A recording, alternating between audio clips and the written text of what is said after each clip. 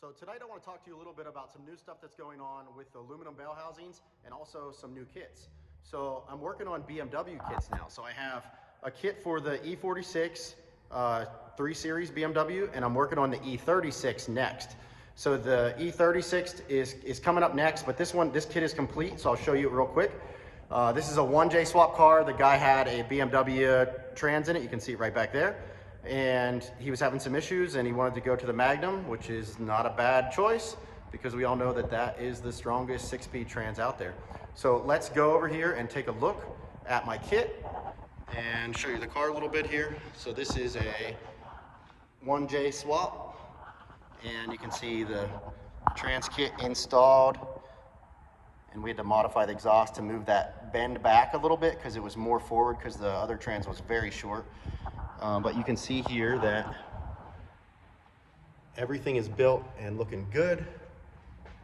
And what happened here was it kind of opened my eyes a little bit with the bell housing. So this bell was the first one we ever checked in-house on a car and had it be out of index. So when I say out of index, I mean that the center of the crank and the center of the bell was off. So the input shaft would actually be kind of going in on an angle into the clutch and into the pilot of the crank. So what we did was we took this bell back off, and I took it down to the machine shop where they do all the work for these, and it's very tight tolerances. They checked this bell versus the other ones, and it was all within spec, so it matched up. So it was this motor that's actually out of plane versus every other one that we've checked so far. So when I first built these bells, we had like 7 or 8 motors, and we checked the bells on all 7 or 8 motors and try to find like a nice middle ground because there is some tolerance differences in the motors. Those dowel pins are all not perfectly within 1 thou or so. You know, that's the Toyota specs are, I don't know what they are, but they're not that great. And they've all been off a little bit. So what we did was we picked a point in the middle where it was a nice middle ground, and all the bells, we put the bell on center for all those 8 motors, and it all worked well within 5 thou tolerance. But on this motor, of course, this is the one that kind of like opened my eyes and said, hey, maybe we should be checking these bells more often. This one, and then I had like 3 other customers that had some issues as well. And so what I'm going to do now is I'm going to include index plates with every aluminum bell. So every aluminum bell that I ship out, I'm going to include an index plate. Let's walk over here to the warehouse and I'll show you what I'm talking about.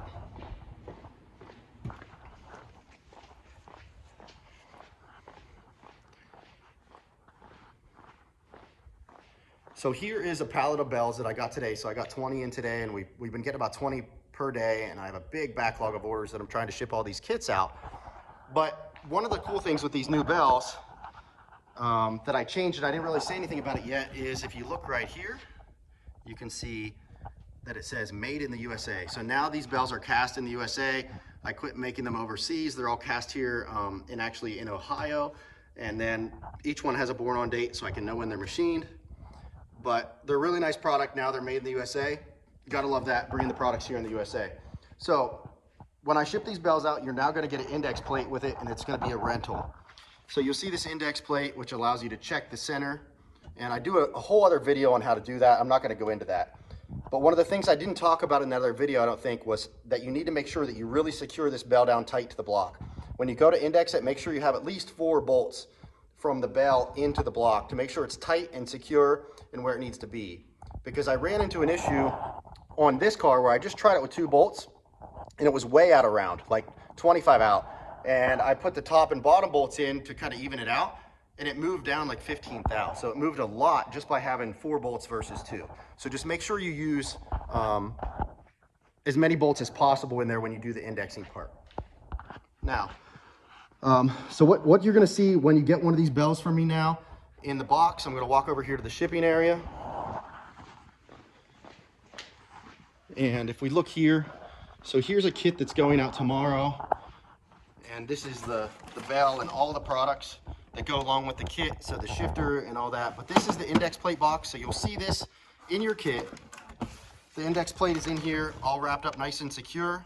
And then you'll have a return label here to ship it back to me. So if you're international, you won't be getting a return label because I can't do return labels for international guys. So you'll just be keeping the index plate in that case.